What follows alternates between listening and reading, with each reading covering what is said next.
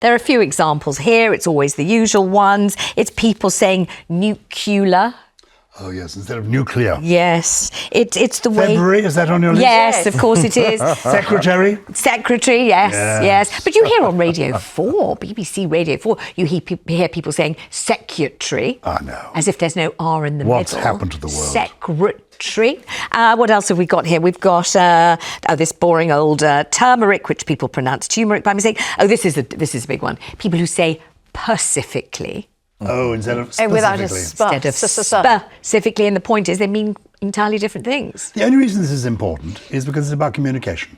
You want to communicate clearly. I've become much less hidebound about language than I used to be through knowing Susie Dent, who has explained to me that language has always been evolving, and actually what people say and use ultimately becomes correct.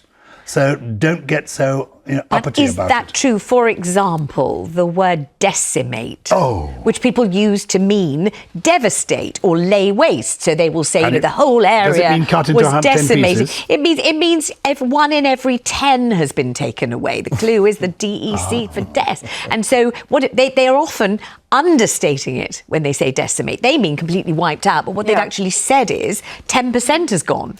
So they've underestimated or understated what they're trying to rev up. And so, but does that matter, or does it just mean that in the end it will just mean whatever anyone wants it to be? Well, decimate now probably means... Devastate. It's probably changed. But it actually doesn't mean that, though, I know, does it is annoying. Joanna? Well, it depends how much of a pedant you are as well. And the present company is obviously clearly not. I'm being less pedantic than I used to be. Although I struggle by saying the words incommunicative, which Gyles has very kindly told me doesn't exist. It's uncommunicative. Right. I can't do the It's bit the in the middle. cursive bit. The cursive bit, but I give it a go. But I've been pronouncing you were confusing it with incommunicado. Ah. The I two could words probably merge. say incommunicado. Oh, listen, I've just got a caller who who is somebody entirely after my own heart. It's the wonderful, I've never met her or heard of her before, but I know I like her instantly, Anne of Tyne and Wear. Anne, this is a killer. Go on, what is it that you abhor? Anne, come on. Well, when people die, they are buried, not buried.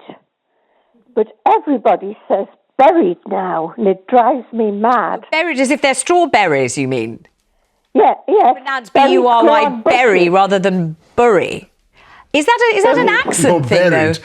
In this regard, what I don't like is people saying somebody's passed when they have died. No, everyone's doing that now. Everyone's doing it. If they're passing, I always think they could pop in. Yes. Whereas if they're dead, they're gone. It has become so unthinkable to say die or died that really it's quite difficult to do it. I found myself having to say passed away, which I know my mother would be just revolted by. Passed away is almost acceptable. But passed is worse. Oh, they passed. But Anne, I didn't think you were going to talk about buried and buried. I thought you were going to talk about lie down or lay down. And I remember at school they said, getting laid is one thing, which we certainly don't do at this hour of the day. But they would say you can lay a table, but you do not lay down, Anne, do you? You lie down.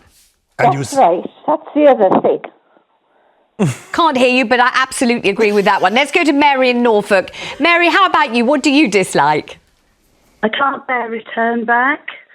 So to return something back. is Yes. That's a tautology. To return something is to send it back. So return back is like I'm sending it back. And I also can't bear myself instead of me.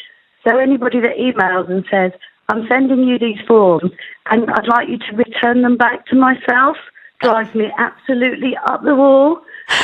I absolutely get where you're coming from on this one. It's a kind of self-aggrandizement. It's making you bigger than you really are. So you don't say me, you say myself, and you don't say you say yourself, and that's happening a hell of a lot, right? What about you being sat there as opposed to sitting there? Well, people will say that it is a kind of a regional thing that somehow has become the norm. So you're either sat these days, you're sat there, you're stood there, rather than standing or sitting. I mean, I agree, and yet it's become so common, hasn't it? But with the Labour Party conference, and Keir Starmer was addressing conference, and I literally got the bum squeezes. I thought, what you done? That's not a word. It's a British site. and it just, don't do it. Now you've said that, I'm so horrified. I don't really know what to do. I may have to throw to Marvyn for a distraction. I must deeply offend everybody, but I was raised. My grandmother's tone was the developmental tone in the house. So she's Jamaican and so spoke patois, and as a result, my inner voice and a lot of the way I think is through that tone. And so I think how I pronounce things probably must be deeply offensive to many who accurately have been not offended today so far. I have to bid you unfortunately farewell, missing it. all of you. I'm It's so all sorry. over. Thank you.